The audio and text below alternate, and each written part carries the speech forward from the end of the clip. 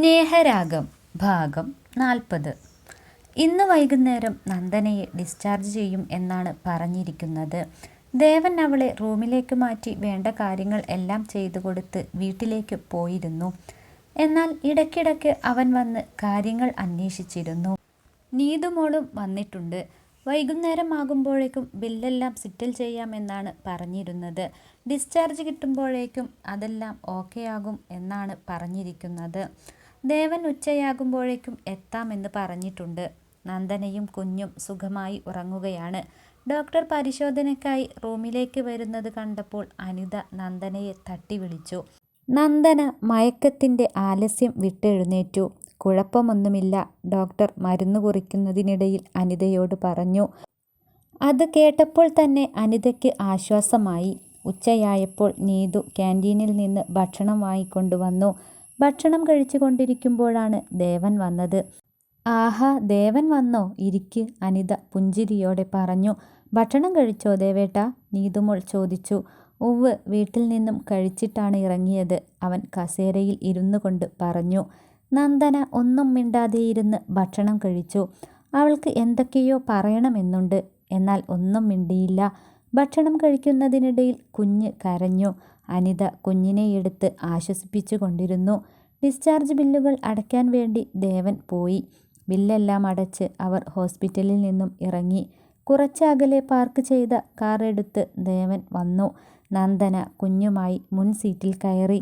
ദേവൻ വണ്ടിയെടുത്തു. പതുക്കെ കാർ മുന്നോട്ട് നീങ്ങി.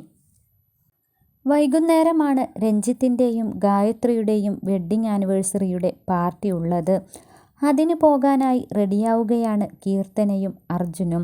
കീർത്തന ലൈറ്റ് ബ്ലൂ കളർ സാരിയാണ് ഉടുത്തിരിക്കുന്നത്. നേർത്ത സാരിയിൽ ചെറിയ മുത്തുകൾ പതിപ്പിച്ചിട്ടുണ്ട്. മുടി കെട്ടാതെ വെറുതെ ഇട്ടിരിക്കുന്നു. നീണ്ട മുടിയല്ലെങ്കിലും ഹെയർ കട്ട് ചെയ്ത് ഭംഗിയാക്കി വെച്ചിട്ടുണ്ട്. സാരിക്ക് മാച്ചാവുന്ന കമ്മലും മാലയും കൂടിയായപ്പോൾ നല്ല ഭംഗിയുണ്ടായിരുന്നു കീർത്തനയെ കാണാൻ. അവൾക്ക് താൻ ആ ഫംഗ്ഷനിൽ ഏറ്റവും സുന്ദരിയാകണമെന്ന് വാശിയുള്ളതുപോലെ തോന്നി അവളുടെ ഒരുക്കം കണ്ടപ്പോൾ. എങ്ങനെയുണ്ട്? അവൾ കണ്ണുകൾ കൊണ്ട് ആംഗ്യം കാണിച്ചുകൊണ്ട് അർജുനോട് ചോദിച്ചു. നന്നായിട്ടുണ്ട് എന്നവൻ തലകുലുക്കി പറഞ്ഞു. ശ്രീകുട്ടിയും അർജുനും പുറത്തിറങ്ങി. കീർത്തന ഒന്നുകൂടി കണ്ണാടിയിൽ നോക്കി സംതൃപ്തി വന്നതുപോലെ പുറത്തേക്കിറങ്ങി. അവർ ചെന്നപ്പോൾ ഓരോരുത്തരായി വന്നു തുടങ്ങുന്നുണ്ടായിരുന്നു. രഞ്ജിത്തും ഗായത്രിയും വന്ന് അവരെ അകത്തേക്ക് ക്ഷണിച്ചു. മുറ്റത്ത് മനോഹരമായി ഡിന്നറ് വേണ്ടിയുള്ള എല്ലാ കാര്യങ്ങളും സെറ്റ് ചെയ്തിരിക്കുന്നു. കീർത്തന എല്ലാം ഒന്ന് നോക്കി അവരുടെ പുറകെ അകത്തേക്ക് കയറി. ഇരിക്കൂ, ഗായത്രി അവളെ നോക്കി പറഞ്ഞു. അർജുനും കീർത്തനയും അവിടെ ഇരുന്നു. കൂൾ ഡ്രിങ്ക്സ് കൊണ്ടുവന്നപ്പോൾ അതിൽ നിന്നും എടുത്ത് കുടിച്ചു. ഒരു കുട്ടി വന്ന് ശ്രീകുട്ടിയെ വിളിച്ചു കൊണ്ടുപോയപ്പോൾ അവൾ കളിക്കാനായി അവരുടെ കൂടെ പോയി. കീർത്തന എഴുന്നേറ്റ് ഗായത്രിയുടെ കൂടെ അകത്തേക്ക് പോയി. അവൾക്ക് എല്ലാ മുറികളും അവൾ കാണിച്ചു കൊടുത്തു. വലിയ വീടാണല്ലോ എന്ന് കീർത്തന മനസ്സിലോർത്തു. ക്ഷണിക്കപ്പെട്ട അതിഥികൾ എല്ലാം എത്തിയപ്പോൾ എല്ലാവരും മുറ്റത്തിറങ്ങി. കേക്ക് കട്ട് ചെയ്ത ശേഷം ഭക്ഷണം കഴിക്കാൻ തുടങ്ങി. എല്ലാം നല്ല രീതിയിൽ തന്നെ അറേഞ്ച് ചെയ്തിരിക്കുന്നു. എല്ലാവരും ഡ്രിങ്ക്സ് കഴിക്കുന്ന തിരക്കിലാണ്. കീർത്തന മാത്രം അതിൽ നിന്നും വിട്ടു തിന്നു. അർജുൻ ഒരു ഗ്ലാസ് കഴിഞ്ഞ് അടുത്ത ഗ്ലാസ്സിലേക്ക് നീങ്ങുമ്പോൾ കീർത്തന വിലക്കി. എന്നാൽ അർജുനും അത് കേട്ട മാതിരി നടിച്ചില്ല. അവൻ ഫ്രണ്ട്സിൻ്റെ കൂടെ നന്നായി എൻജോയ് ചെയ്യുകയായിരുന്നു. കീർത്തന ഗായത്രിയെ ഒന്ന് നോക്കി.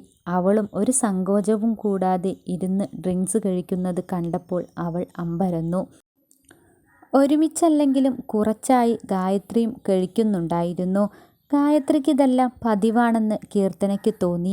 ശ്രീകുട്ടി കൂട്ടുകാരികളോടൊപ്പം കളിക്കുകയാണ്. ഇവിടെ വന്നപ്പോൾ അവൾക്ക് ഒരുപാട് ഫ്രണ്ട്സിനെ കിട്ടി. സമയം കടന്നുപോയത് അറിഞ്ഞില്ല.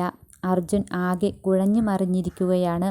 അവൻ ഇത്രയും ഡ്രിങ്ക്സ് കഴിച്ച് കീർത്തന അവനെ കണ്ടിട്ടില്ല. എല്ലാവരും പോയി. കീർത്തനയും പോകാമെന്ന് കരുതി അർജുനെ നോക്കി. അവൻ്റെ ചുറ്റിലുമുണ്ടായിരുന്ന ഫ്രണ്ട്സെല്ലാം പോയിരുന്നു. എന്നാൽ അതൊന്നും അർജുൻ അറിഞ്ഞിട്ടില്ല. ഈ അവസ്ഥയിൽ അവനെ കൊണ്ട് എങ്ങനെ വീട്ടിലേക്ക് പോകും എന്നോർത്തപ്പോൾ കീർത്തനയ്ക്ക് ദേഷ്യമായി. ഇനി നാളെ പോകാം, അർജുൻ്റെ അവസ്ഥ കണ്ടില്ലേ? ഗായത്രി പുഞ്ചിരിച്ചുകൊണ്ട് കീർത്തനക്കരികിലെത്തിയപ്പോൾ അവൾ വല്ലാതെയായി.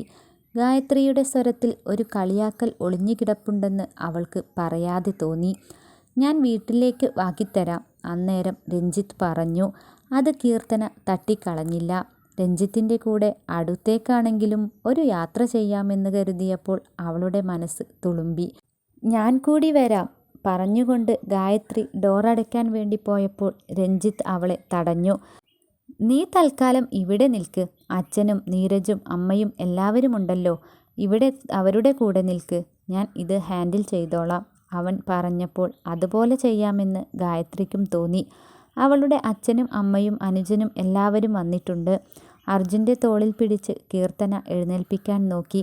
തനിക്ക് ഒറ്റയ്ക്കതിനാവില്ലെന്ന് അവൾക്ക് മനസ്സിലായി. അത് കണ്ടപ്പോൾ രഞ്ജിത്തും അവിടെയെത്തി അർജുനെ താങ്ങി എഴുന്നേൽപ്പിച്ചു.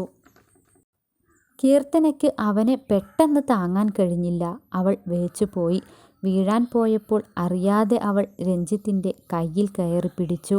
അവൾക്ക് തൻ്റെ ദേഹത്തേക്ക് ഷോക്കടിച്ചതുപോലെ തോന്നി. അറിയാതെ അവൾ അവനെ ഒന്ന് നോക്കി. അവൻ അവളെയും. ഗായത്രി അവിടെ നിൽക്കുന്നത് കണ്ടപ്പോൾ അവൾ ശ്രദ്ധിക്കാതെ അവനെ താങ്ങി നിർത്തി. രണ്ടുപേരും കൂടി അർജുനെ കാറിലേക്ക് കയറ്റി. അർജുനെ കാറിലേക്ക് കയറ്റുമ്പോൾ എല്ലാം രഞ്ജിത്തിൻ്റെയും കീർത്തനയുടെയും കൈകൾ തമ്മിൽ സ്പർശിക്കുന്നുണ്ടായിരുന്നു. അവൾ കൈ വലിക്കാതെ തന്നെ ഇരുന്നു. രണ്ടുപേരും കൂടി അർജുനെ കാറിനകത്തേക്ക് കിടത്തി. കീർത്തനയും രഞ്ജിത്തും തമ്മിൽ എന്തെല്ലാമാണ് നടക്കുക എന്നറിയണമെങ്കിൽ അടുത്ത എപ്പിസോഡ് വരെ കാത്തിരിക്കാം. നിങ്ങൾ തരുന്ന സ്നേഹവും സപ്പോർട്ടും തുടർന്നും പ്രതീക്ഷിച്ചുകൊണ്ട് സ്നേഹരാഗം തുടരും.